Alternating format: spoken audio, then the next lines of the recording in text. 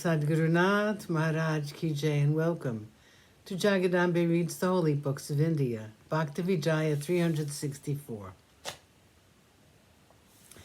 As you may remember, in the last story, the people brought back the life of a child by singing the names of God. In the end of the preceding chapter, the listeners have heard the story as to how a dead body was brought back to life by the names of Vital being lovingly repeated.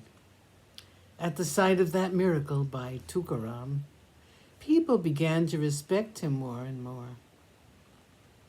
Then Tukoba went into the forest and sat, contemplating Hari with a completely abandoned mind. He considered any hypocritical public honor as dog's dust. He discarded all ideas about honor and sat singing the praises of Hari with concentrated devotion. He went and sat in a secluded place in an unconscious bodily state for which the crooked-minded reviled him and called him a devil. He ran away from any place where he had heard praise, and he went to sit where he was being censured and listened to it. If anyone offered him dainty food with respect, he did not like it, for he had thoughtfully curbed his tongue. But if any poor and humble person offered him a simple vegetable food, he ate with love just as much as would sustain his body. He went and sat in the forest of Balal in seclusion during the day, and at night he would come into the town and in love perform kirtans. Although he was in his town for 2 months, he did not go home, and his wife went from house to house publicly complaining about him.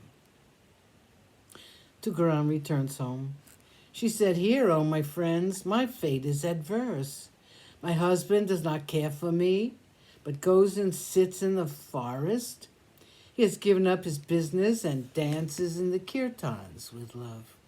He constantly thinks of Purushottama, Vishnu, and as a rule, he sings his praises.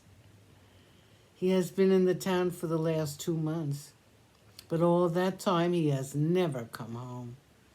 Oh, friends, I am worn out by anxiety day and night. If you ever see him, teach him the morals of religion. He has abandoned his wife, and therefore his life has become disreputable among people."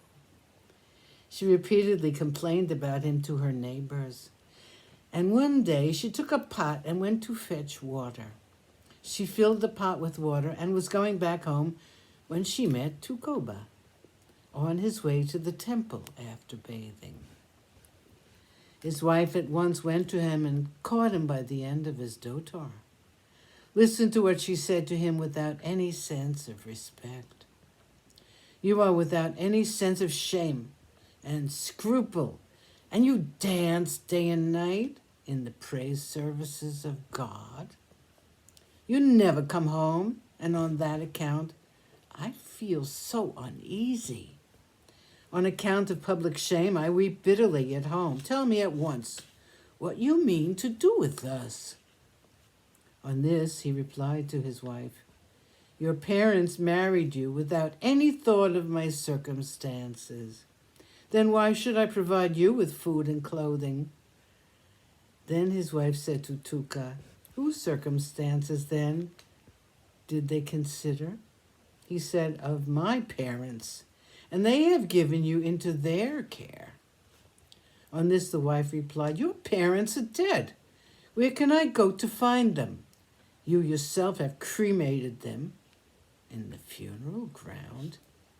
On this, the Bhakta of God said, "Panduranga is my father, and the mother of the universe, Rukmini, is my mother.